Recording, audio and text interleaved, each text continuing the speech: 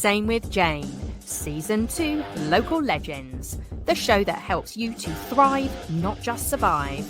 Every Wednesday at 11 a.m. Tune in each week as Jane connects with local legends of Dorset, bringing you the most up-to-date health and wellness guidance, therapies, courses, retreats and stories happening locally. Each session includes a guided meditation hosted by Jane or one of her special guests. Here's your host, Jane Scanlan. Hello and welcome to episode 11, season 2 of Stay Sane with Jane. Today's title is all about Everybody is Psychic. Uncover your potential with Sally Hart. So let me introduce you to Sally. She often saw angels as a child and could occasionally see and feel people who passed over. This ability lay dormant as she grew up and went into a career and raised her family. But a few years ago, she was on a train which was broken down and she got an overwhelming impulse to chat to the lady next to her. And little did she know what was going to kind of come out and open up from that conversation. So here you are, Sally Hart. Hello. Hi. Such a pleasure to have you on Stay Sane with Jane. It's so lovely to be here. Thanks for inviting me. A pleasure. So let's get to know who Sally is as a person before we dive deep into the psychic abilities and your journey into business. Well, I live in Dorset. I'm really connected to nature. I love meditating, cold water swimming. I've got 3 rescue dogs. They're mental, but I love them. What breeds have you got? I've got 2 Chihuahuas, and they really live up to their name. And then I've got a big one who's like an Alsatian crossed with a Harrier. We rescued him from Cyprus, and he's a hunting dog. Oh, wow. Yeah. That's a mix. Yeah. I mean, I wouldn't have chosen to go for Chihuahuas and this massive dog, but he needed rescuing, and I couldn't say no. So now I'm trying so hard not to rescue anymore. I used to rescue people and now I rescue dogs. Amazing. So tell me, Sally, how did you get started in your field? We've heard a little bit that everything was dormant, and then I definitely want to hear about more of this kind of a hard breakthrough conversation. Yeah, so well, I could, like the bio said, I could see angels and I could connect with those that had passed over and things. And I had odd glimmers when I was at university. Like one time I was in my lodgings, and like carpets when they're really high up, and when the door opens it brushes, you can hear them brushing against the carpet. So I heard the door open in the middle of the night, and this old lady with like a shawl around her face came up and pushed the duvet around my head. I was so petrified, I just kept my eyes shut, hoping to go away. Then I heard footsteps go along the carpet and out of the door. And it turned out that the landlady, because I thought this woman was from Victorian times or something, turned out the landlady was Romanian, and it was her mother who'd come through because she knew I wasn't feeling very well and had come through just to help me. Yeah. Oh my gosh. Yeah, it was so beautiful. And now looking back on it, but at the time, as that was my first, pretty scary. Yeah. Proper where I could feel them touch me, that was pretty scary. But it's weird that there were these little glimmers like that, and then until the train episode, and that's when it really started. And this train had broken down at Putney Bridge station, and this lady was next to me, and I just had this overwhelming urge that I had to talk to her, and I didn't know what I was going to even say. And then I thought, how on earth do I say hello to somebody on a tube in London?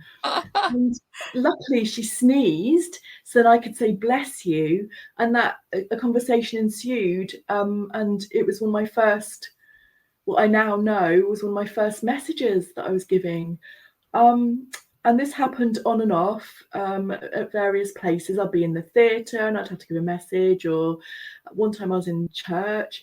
And I just went with it, not knowing what I was doing. And then I was in Costa one time, and this guy came up to me and he just said, "You've got a gift, you're going to be using it." And my friend and I were having coffee, just said, "Oh, thank you very much," and just thought, he's a bit strange. And then it started happening more and more. And then a friend said, "You need to go to Shirley Batty. She's someone you need on here. She's an absolute local legend." Okay. So she does a spiritual development group. So I went for a few, maybe about 6 weeks, 12 weeks or something with her, and helped me to develop giving messages and trained me. And then off I went. So Fantastic. yeah. That's really amazing. So in the training, did they go through the different kind of psychic abilities, or did they focus on, okay, this is what you are, or this is what's coming through for you, let's focus on this? Right, so it was a group, so she did different skills. It was mainly giving messages, but she also did, or still does, I think, psychometry, where you pick up an object and you have to feel into the energy and find out where it came from, and which I really enjoyed doing. She gave me there was a stone, and I picked it up and I knew it was to do with Native Americans. It'd been found by a river and it was really sacred.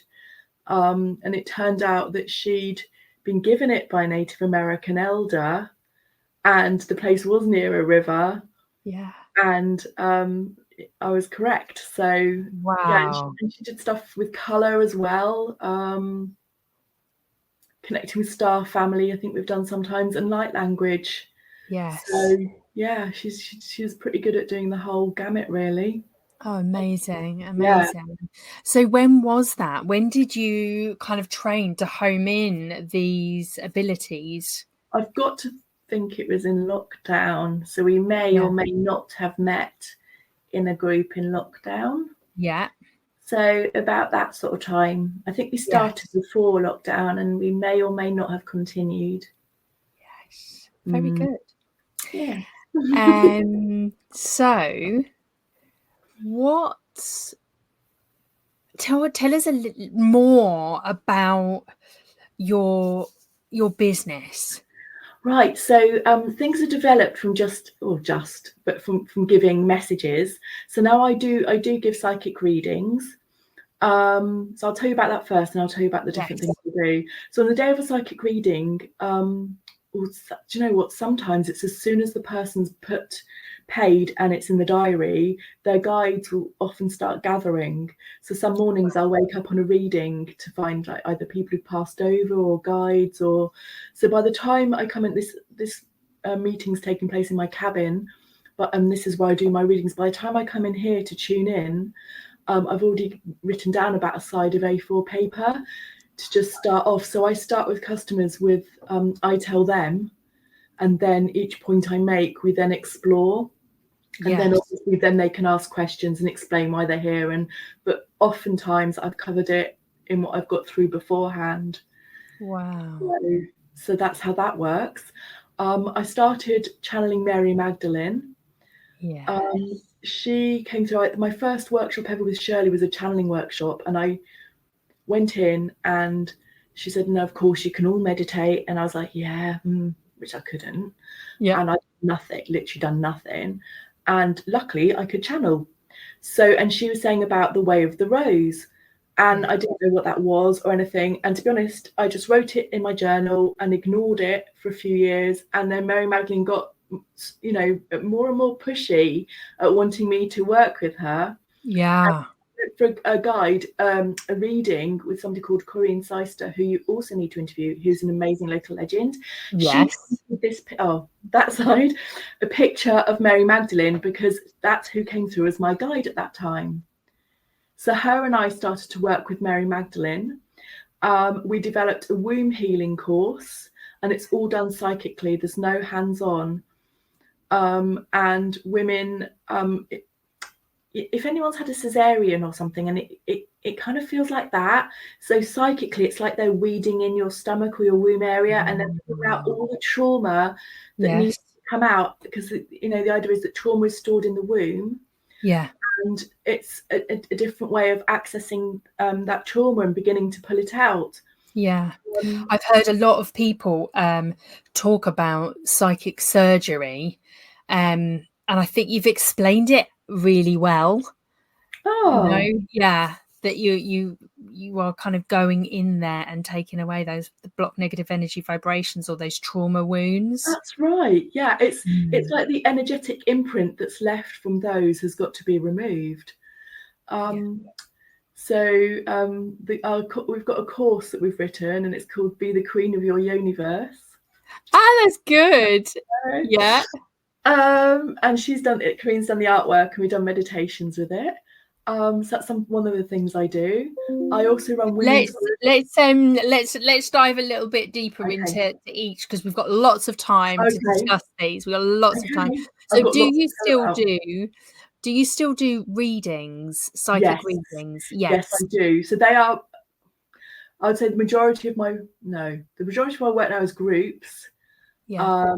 But yes, I still do 3 or 4 readings a week. Yeah. And do they take up a lot of your time? Because obviously, like you said, when people have paid, their guides start showing up. So how do you kind of make sure that doesn't bleed into days and days of work? So what I try and limit it to with them is that they come through on the morning strongly, and the rest of when they're beginning to come through, it's quite faint, like in the run up. So I try just to block it out, because also I'm doing readings for other people as well. And then when the time's right, when I come into this cabin and I'm for that person, that's when I get, you kind of get switch it is like a light switch, microphone or whatever on for them. Yeah, that's exactly what it's like. It's like I've done the switch, they know, and they're ready. Amazing. Yeah. And that kind of communication with the people that have passed, does it go, do you ever get people, ancestors from long time ago? Yeah, so the other day yesterday, in fact, we were doing a group, and this lady's one of her past lives came through when she was in ancient Egypt. And yeah, so I get that a lot, and I get a lot of women who were named witches who were just women, and a lot of that comes through. We get a lot of past life stuff like that. And like some of my American customers, one of them, it was one of her ancestors was a lady from Ireland who'd just up sticks with her husband and gone to settle in the US. And this woman's now investigating that and seeing if she can find out more. So we do. Oh, that's so amazing. And sometimes it's people who've lived on the land. So another one of my customers in the US, we worked out that their house had been built somewhere sacred to do with the Native Americans, and it was almost like she had to make reparation with the land for what had happened to it. So she put, I got through that she needed to put grids in the garden, crystal grids, and that kind of stuff, just to kind of, basically say sorry, basically. Heal the area, the trauma. That's right, because trauma is in the land. I don't think people fully understand that trauma is within us, but it is also within our land. And it's when both are cleared that we can then all ascend even higher once we're living in a pure and sacred land again. It's so important. I had a very interesting experience when I was in Ireland. This was back in, I remember it was 2010, because I went on so many of my little travels that year.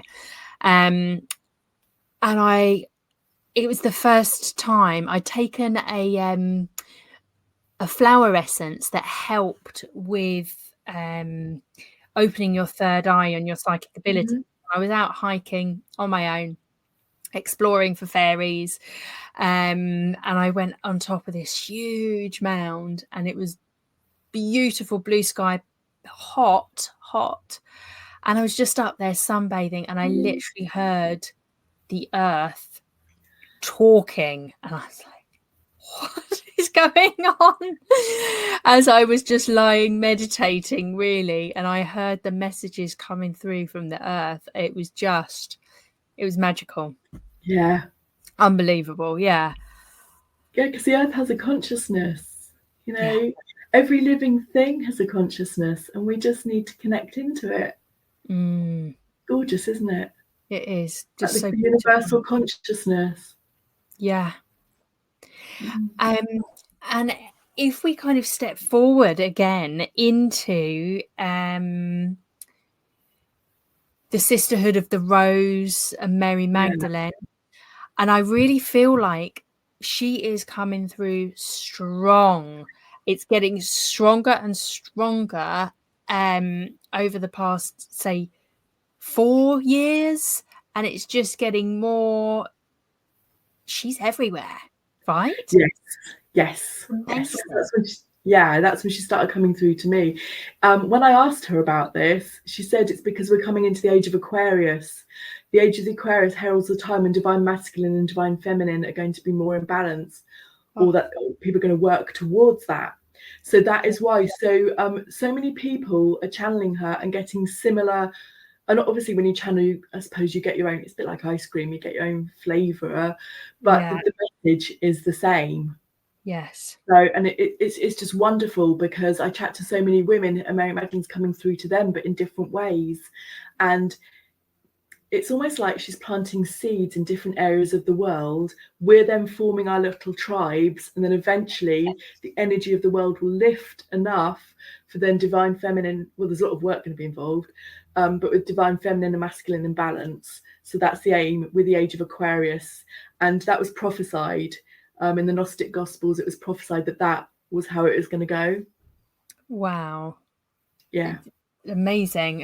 Oh, the sun has finally come out in Southbourne. It's been overcast all day, so now I am. So you're now in the shade. I'm now in the shade, sun. Interesting, when we talked about Mary Magdalene was when the sun came out, though. Yes. Yeah, right. Yeah. It's magical, and she used to come through. Now I'm channeling her and working with her.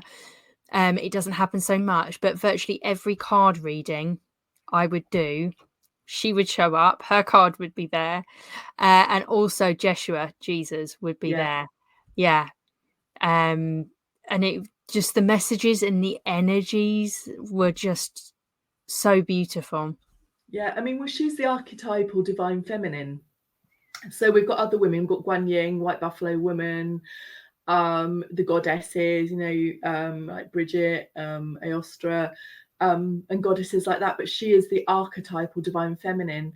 And oftentimes when I run I facilitate two Mary Magdalene groups, and often we call them the ancestors. The ancestors come through, and it's women like us who many years ago, from all backgrounds, all ethnicities, all ages, and they heard the call, and they knew they needed to be a part of this, going back years. And now when women have a Mary Magdalene group, or people channel Mary Magdalene, you're not just bringing through Mary Magdalene, it's that community consciousness, that universal consciousness of the divine feminine consciousness. Basically, it is so powerful. I'm really pleased that it is coming forth with full abundance. So thank you, and keep coming, please. Please. And also the womb healing. Yes. Again, that has really grown. I've had several different experiences. The first one was back in 2010, and it was I've got to say it was quite a strange experience. It was a healing, but through my feet. And I remember the lovely lady, can't remember her name, tiny little Irish woman. And I went into her house and into her treatment room, and there was pictures of Jesus, Mother Mary, Mary Magdalene, all over the healing room, everywhere, and figurines and everything. I was like, okay. And at the time, I was spiritual, but I wasn't. I still had things to heal regarding the word God and Jesus, etc. But it was. I just went into totally another world, deep meditation, whatever she was doing on my feet to heal my womb. And that was like my first kind of experience. And then another experience more recently, I think it was last January, was a kind of Mary Magdalene online circle womb healing, energy healing through the mother, and again, very, very powerful.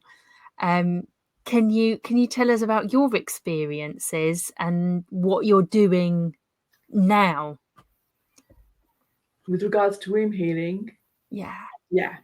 So it was Mary Magdalene who came through and said we need to start healing the womb. So Corinne and I, Julie, started creating this course, which we channeled once a week for months to get this through. And when I asked her what's the importance of the womb, she said it's a portal which births galaxies. And when I investigated into that further, like we have a third eye. Yeah. Well, women have a portal in their womb, and that's where we get our intuition, that's where we get our knowing, that's where we get our maternal instinct, that's where we get the ability to be able to read energies, to know and to read a room, to read how people are feeling. And once that is clear and all the stagnant energy has been removed, that allows us access to that again, where we can reclaim our femininity and reclaim those characteristics that maybe have been squashed, that we've had to push down due to the patriarchal society, and it's allowing those to come to the fore again. And so we've had the most beautiful experiences in womb healings. People have helped heal their inner child, the mother wound. One of the most recent ones, we ended up going into something that looked like the Galactic Council, but it was all divine feminine women. There were 13 women. There's Guan Yin, White Buffalo Women, Mary Magdalene. And so there's a Galactic Council for the divine feminine. And that energy was absolutely intense. So the womb healings vary, but they're always really powerful and work on what the woman needs to be working on at that time. And are these workshops, are they in person or online? So I do, at the moment, I'm doing one-to-one womb healings, which I tend to do in person, but they can be done online. And then when there's enough traction, then Corinne and I are going to start most likely doing an in-person 6-week or 6-session womb healing course. And then eventually we will be doing it online. Oh, it's beautiful. It's building up. So quite often people just think, well, I haven't had any trauma, so I don't need womb healing. It's not just trauma. It's about, if you've ever felt belittled, if you've ever felt anxious, when you have to sometimes swallow your anger because you don't want to lash out. It's all got to go somewhere. And for women, it goes in their womb. And interestingly, if it's a man who identifies as a woman, they have a hara, which is an energetic womb space, and the same actually works for them as well. Which I learned quite recently, which I think is wonderful, because it isn't actually just for women, it's for men who either identify as a woman or have that strong divine feminine within them. And is there a thing that's opposite for men? Like, So I hear a lot about the womb clearing, but what about the opposite? So that's really interesting. That's such an interesting question, because I'm getting stuff through. Eventually, I'm going to develop my own mystery school, and everything comes in a sequence of threes. And one of them was to do with balancing masculine and feminine, and it was to do with the masculine energy, I think, was going up the spine, the female was going up the front, and it's getting them to curve like that. Like the medicine. Yeah, I know I can say snakes. yeah, I always do that because I can't remember how you say the word. Like, had you something? No, I can't either.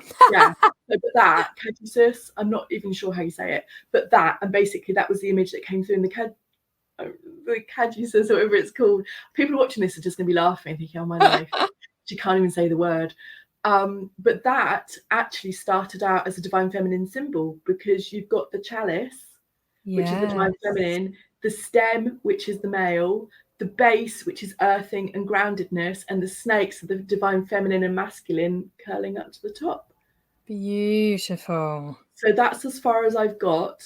Yeah. I think once we've got the womb healing course underway and we're really going with the divine feminine more, I think the divine masculine will start to come through. Yeah. It's just a matter of time, but it's not quite yet. There's other things that I'm being called to do from her. Amazing. Fabulous. Thank you. Anything else? Any other treatments, areas of your biz that you want to share and talk about? So I facilitate an online spiritual development group. We work 6 weeks on and then a couple of weeks off to just allow the stuff to process. So far, it's just quite a new group. So far, we've learned to open our chakras to connect to spirit. Then we've connected to our higher self. We did a beautiful healing that involved our etheric body coming out of our corporal body. And connecting to guides. So in our next group of 6, we're going to be connecting to star family, and later on, this is basically at the end of the 6 weeks, I ask the people what they'd like next, and they've asked for that, and connecting to unicorns. Oh, and the previous one we did dragons as well, and we actually went on a dragon flight. Which was amazing. Yeah, so, and it's very much client-led, whatever people want to do in it. I can do it. I can channel it. That's really beautiful. So it's a space for people who are maybe just starting off. Right, yeah. So who the criteria is, you need to be able to, this is my criteria. Yeah. If you can sit and drink a cup of coffee for 3 minutes and look out of the window and let your mind go blank, that is all you need. Once you can do that, you can meditate. That is literally all you need. You don't have to clear your mind. You don't have to, if you can do that as your first stage, that's enough to work with. Yeah. So this would be, this is perfect for people exploring and wanting that kind of guidance. Yeah, who just want to start out. Yeah. Dip the toe in the water. But then also, the people who've been there for 6 weeks can now visualize in their meditations. They've really come on a pace. And then for them, it becomes like, do you know what I'm going to say? It becomes like Harry Potter, because the world is magic. There is magic in our world, and we can access that magic through meditation. So it becomes just a wonderful thing, and you don't have to pay lots of money to join an event where you all day you connect with dragons or you connect with unicorns. It's literally just an hour on a Sunday evening, 7:30, and whatever you'd like to do, I plan it for the next 6 weeks. Fabulous. I love that. And that's a really good like monthly membership type of thing, isn't it? If I got myself organised, it could be like a membership. I can help you with that one, Sally. And the other thing I want to talk about are my lunar razor circles. So they're beautiful. I have this cabin, and I have space for 10 women. And we start every time I set it in the diary, I channel through what we need to do, what's going to come through.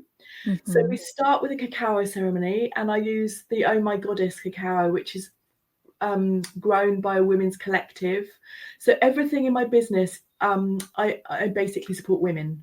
Yes. So the lady who's redesigned my website, she lives somewhere where it's a bit of a matriarchal society, and I'm all for empowering women, because that's those are who I work with, and I think that's so important. So we start with a beautiful cacao ceremony with this, and when I'm making the cacao, there's a song called Cacacita la Medicina that I use. I love that song. It's one of, I've got two that are my favourite cacao songs, and that is one of them. Yes. Yeah, so the idea of the love and the joy goes into the cacao as you make it. And I've got a special spoon I use that's got a heart cut out of it in the middle, and a special pan I use, and it's just for cacao. So there's no other energies involved. Yes. So we do a beautiful cacao ceremony. We do a gorgeous guided meditation that's channeled through. And then there's an activity based on the channeling, like one, I think the most recent one, we had to meditate and work out what words defined us, and who were we to everybody else, and then who were we to ourselves. Yeah. And then sometimes there's a fire ceremony, we'll burn the bits of paper, because I've got a fire pit outside. Yeah. And then my friend Kate, who's an amazing Reiki master, she comes in. I met Kate. Kate White. Yes. Yeah, she's lovely. Yeah, she's amazing. So we work together, and she starts the circle off, and we all do this hovering our hands, and and so between us, we just hold space, and it is just beautiful, and it's really inexpensive, because I don't believe in charging the earth, because I believe that spirituality should be accessible to everybody. Yes. Not white middle class women. It's got to be everyone. Yeah. That's a little bit of a bugbear of mine at the moment. I want us to be empowered and make money in our business, but I don't like seeing people putting these ridiculous prices and then trying to whitewash or gaslight people that think it's a ridiculous price, saying, well, you've got a scarcity mindset, or you need to work on your money mindset, kind of thing. And I'm like, I don't know about that. It doesn't, for me, that doesn't ring true. It's people being inauthentic, and I think they've lost the reason why we do this work. We do this work to serve. Yes, we need to make money. Yes, we need an income, but it's not about ripping people off. I'm totally with you on that. In fact, all of my services, I think, are, I have different streams. So it starts from very accessible kind of group work, and then there are things that are more expensive, but there's a heck of a lot of value in there. And I know if it shifted over to somebody else, they would be selling it probably 10 times the price that I am. Yes, that is what I found. And I look at other people's offerings, and I think, oh goodness, I offer more than that for much less money. But I also think I'm just very lucky, because my husband built me this cabin. And I'm so blessed to have this. So I don't have to pay for like renting a space. It's in my garden. So that, I think that enables me to keep my pricing realistic. I too have a little summer house in my garden where I do my work, and I love that. And I have to say, I think my clients love coming to a home experience as well, meeting my dog every time at the moment. We've got little puppies as well, so they come and meet the puppies before coming in for a session. It's nice, but it is horses for courses, isn't it? Everybody it's good. There's lots of different offerings out there. I need to speak to you about another offering I've just remembered. My friend Karina and I are starting up a spiritual development circle in Such a Beautiful Day in Westbourne. And we're going to be doing that on a Wednesday morning, if people are interested, from, I think it's 11:15 to 12:45. Now, Such a Beautiful Day. Remind me of that shop. Is it the Crystal Shop? Yeah, it's a crystal shop. There's one in the arcade in Yeah. Westbourne, and then there's one in Moordown as well. And Victoria's decorated it so beautifully with rainbow colours and beautiful crystals and just other beautiful objects. She's got a So real. where's the room? Are you doing it in the It's shop? downstairs. It's downstairs. Yeah, and Cool. she's got a space called the Heart Space. So we're Corinne and I are doing it there. So we're going to alternate because it's a weekly slot. So we're going to do a month on, a week off. So I'll do 2 of the sessions and Corinne will do 2 of the sessions. And then she's a that's psychic really artist. cool. Hers will be arty and mine are more sort of meditation-y with handouts and that kind of thing. Yeah. Yeah. Oh, that's beautiful. That's Yeah. really good. We're really excited. Yes. So after hearing about all your gorgeous services, they are all very linked, which I love. And which brings me on to my next question about what is the best bit of business advice? Oh my goodness. All I can say is something like be aligned to your principles and use your integrity. Because I'm the least businessy person. I'm surprised if I ever make a profit, to be fair. But yeah, so I'd say whatever you do, make sure it's in alignment with yourself. And if you employ authenticity, then that's really important, particularly in the spiritual world, and be true to yourself. Yes. There's so many people who don't do that. And I think it's quite important that to make your offering as pure and from the heart as possible. Yes. Yeah, I like that. I think, like you say, when you're in a spiritual, holistic, creative business, it is from the heart. Yeah. And it's from your passions, your loves, and it's having that alignment and authenticity. There's another word, congruency. That's it. Yes. And it's being congruent. And when I first started, I wasn't too congruent because I was still playing out some like old life patterns, old social life patterns. But I knew. And then gradually, I just got more aligned that my values and my belief systems across the board. It doesn't matter where you meet me. It's going to be the same, Jane. Yeah. Yeah. Which I think is really, really good, isn't it? It's really important because some people put on a spiritual cape, and then so on weekends they're spiritual. I noticed it at Glastonbury, they come and they're wearing all their hippie clothes, but they're probably like bankers or something the rest of the time wearing a suit in London, but it's like, oh, it's the weekend, I'm going to Glastonbury, I'll put on my hippie clothes. Yes. And it's that. Yeah. I've got to say, when I went to Glastonbury, I went a few times last year, and I had a mini freak out before I went. I was like, what am I going to wear? All I've got is like jeans and hoodies and this and that. I haven't got anything hippie in my wardrobe. Anyway, I got over myself and I was like, I had a conversation with a friend and they were like, Jane, it's Glastonbury. It doesn't matter. You go as you are, as your authentic self, whether that's jeans, trainers, and a hoodie. I'm like, that's right. Thank you. That's exactly it. But yeah, I did have a little mini freak out. I'm going to have to buy a whole new wardrobe. I'm going to Glastonbury. That's a good thing though, right? Getting clothes shopping. Yeah, well, that bit's good. Yeah.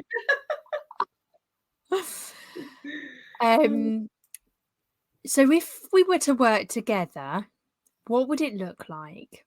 And how on earth, how can I get hold of Sally Hart? How can I find you? So my website's heaventoheart.com, and you can find me on Facebook as Sally Hart. It's not a business profile, it's just a personal profile. Now, if we were to work together, it would depend what you were looking for.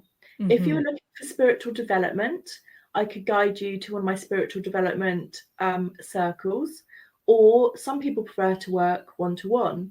So every month or so they pop along. And the good thing about the one-to-one sessions is that I can come into your meditation with you. So say you're not ready to meet your guide yet, you're not visualizing everything yet, then I can come in and I can say, look to your left, there's somebody who looks like XYZ, and I can help you to connect that way, and then help you to connect with yes no questions. Wow, that's amazing. Questions.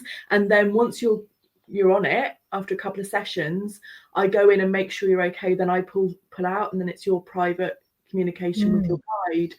Can I ask you something completely random and absolutely for my own benefit? Yeah, sure. So in meditation and channeling, I rarely get the guide's name, even if I ask. And I also have this weird block in this lifetime about remembering people's names. And I've worked really hard over the past probably 3 years in trying to build that name muscle in my brain.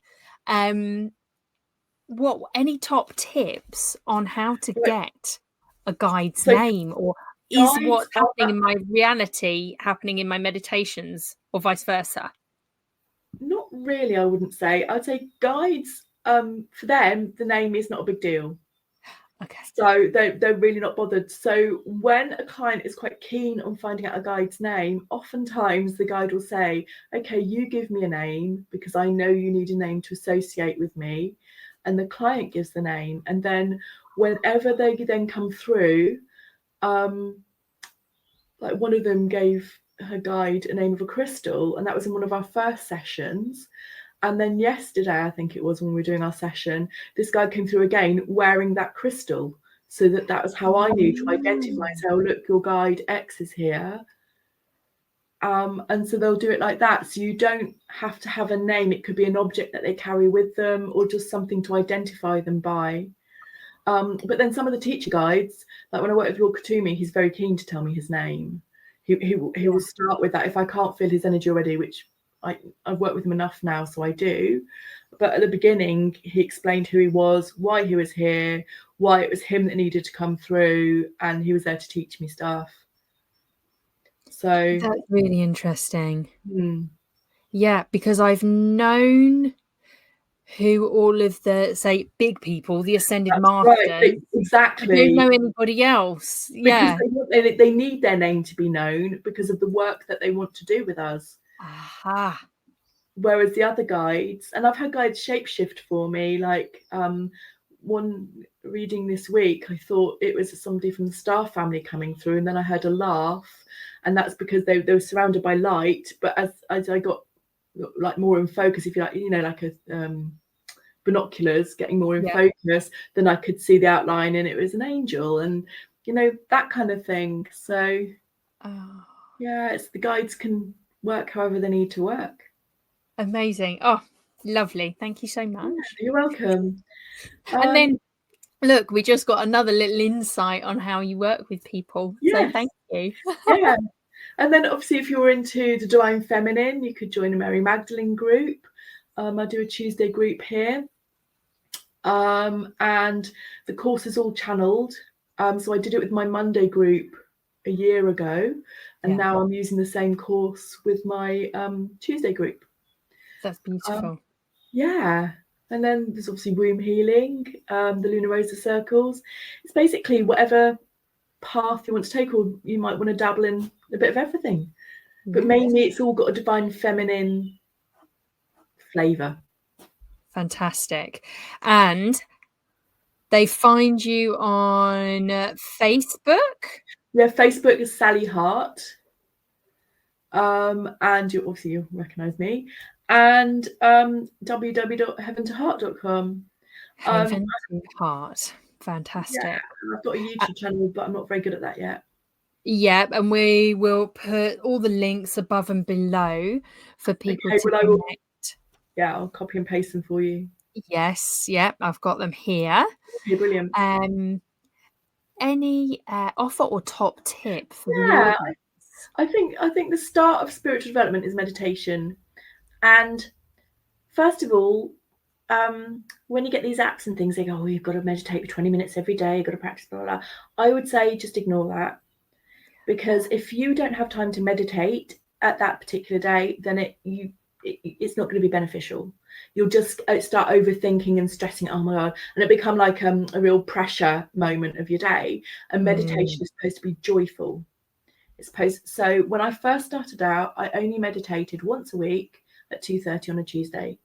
That was because my day off was a Monday and a Tuesday. So I got all the housework done, all the cleaning done, got everything done. And then on Tuesday 2:30, I had half an hour before my son's bus came.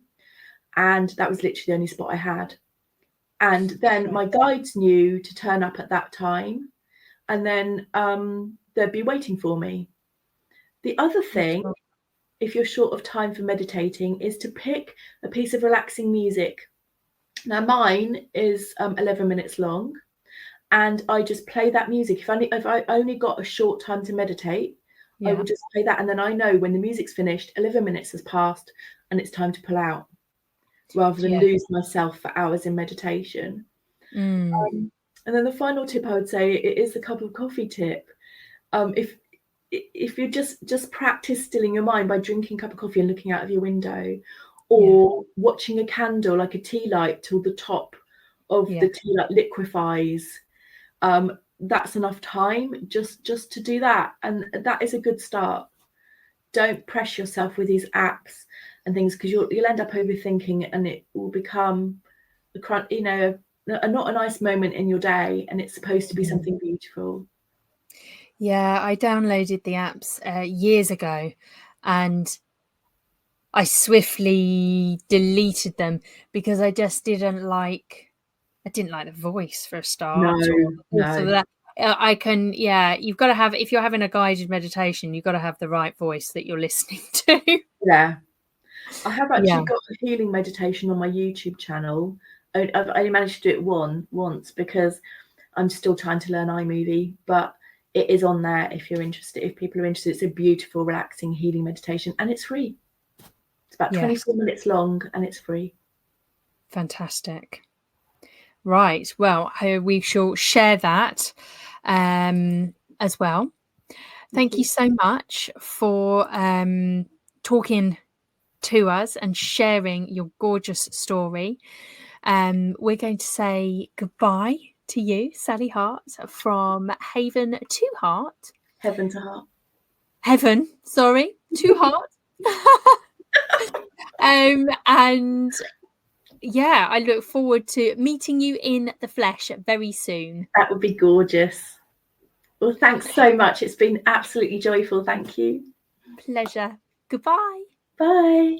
Stay Sane with Jane, Season 2, Local Legends, the show that helps you to thrive, not just survive. Every Wednesday at 11 a.m. Tune in each week as Jane connects with local. What a beautiful interview. Today we are now shifting down a gear, and we're going into our mindful meditation session. As we spoke about in our Stay Sane with Jane podcast, we were talking about how it really doesn't need to take a lot of time to meditate. And it's great to start with the basics. So today I'm going to take you through a 3-minute mindful breathing exercise. So before we begin this mindful meditation, I invite you to bring kind awareness to what this topic means to you. What does taking 3 minutes out of your life to just mindfully breathe mean to you? And how does it feel in your belly, chest and head when you reflect on just stopping for 3 minutes to breathe? Are there any positive or negative impact stories that are popping up? Remember, there are probably many others out there feeling similarly about this topic as you. But how do you think you might feel with increased awareness around mindful breaths?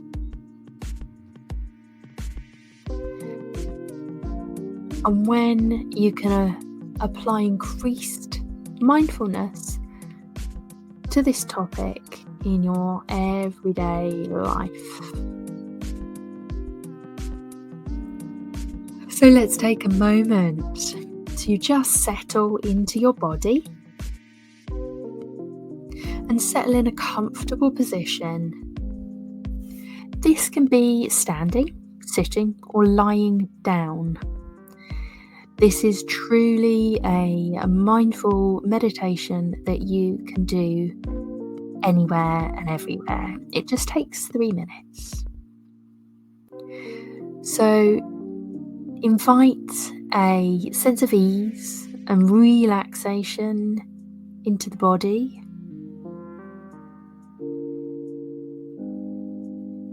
You're feeling comfortable, and with the intention to bring awareness and alertness to the physical sensations of the body.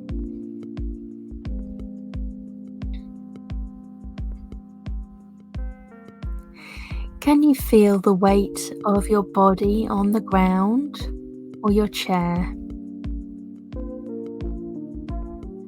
Let's focus on the points of contact with the chair, the bed, the earth, whatever is beneath you.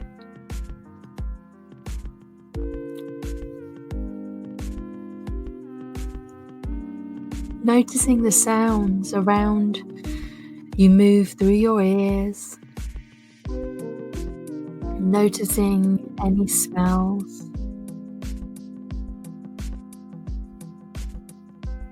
Bringing awareness to the sensations of breathing. Breathing through your nose or your mouth.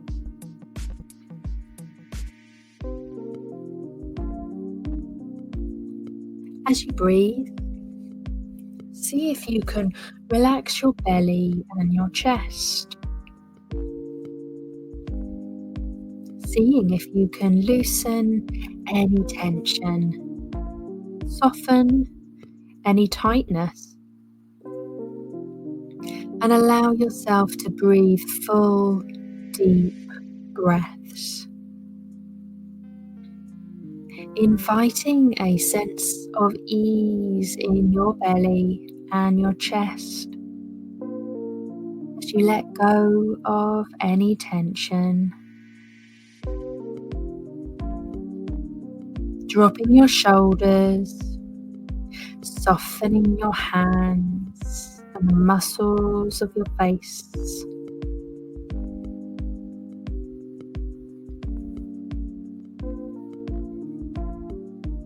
Just feeling a sense of ease as you breathe. Noticing the physical sensations around your body. What does it feel like to breathe in this moment? The sensations of each inhale and exhale.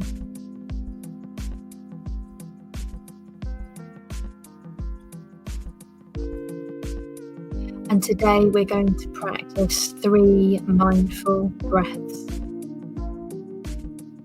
Begin by taking a slow, gentle inhale, resting your attention on the sensation of air passing through your nostrils,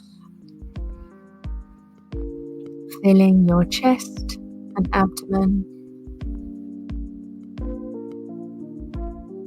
Notice the inhale, and when it ends, and shifts back through the gentle exhale. Notice the sensations in the body as the air passes back out. And rest for a moment and begin again.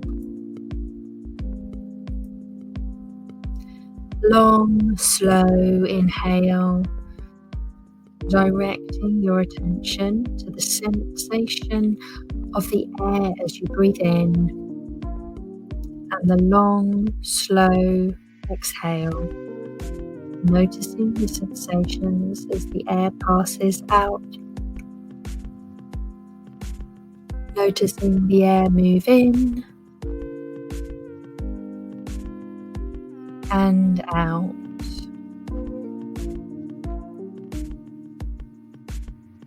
Wonderful. What did that feel like?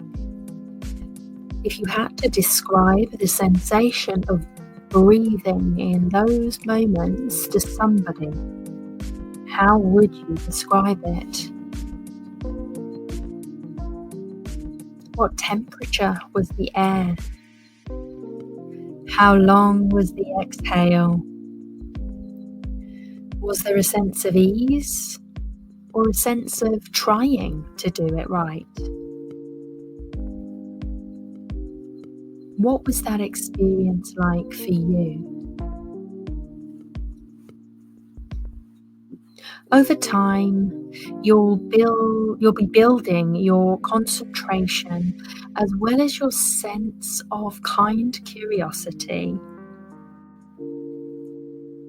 where you're able to stay present with a sense of openness, noticing all of the physical sensations as well as how your mind relates to your experience. So don't worry if you felt like you didn't get this right, or if you felt like this was boring. Those are completely natural reactions. It's okay. But if this provided a sense of ease for you, I invite you to try this again and again. Even if you felt like this was boring and you couldn't focus, I invite you to try this again and again. In the coming weeks, you'll be able to explore different ways of bringing mindfulness to the breath, as well as the body, to build embodied awareness, a sense of confidence, and also kindness for ourselves and others. Check out my other mindful meditations and just keep practicing. Be joyful with it. Have fun. Remember, it doesn't have to be a certain way. My name's Jane Scanlan, and I've been your guide today for the mindful meditation. I invite you to check out the links below. Perhaps you would like to join us on the Magic Moon Crew subscription, or perhaps you'd like to book a free chat with me to see what sessions are available and which would be best for you. Sending you best wishes, and I'll see you next week.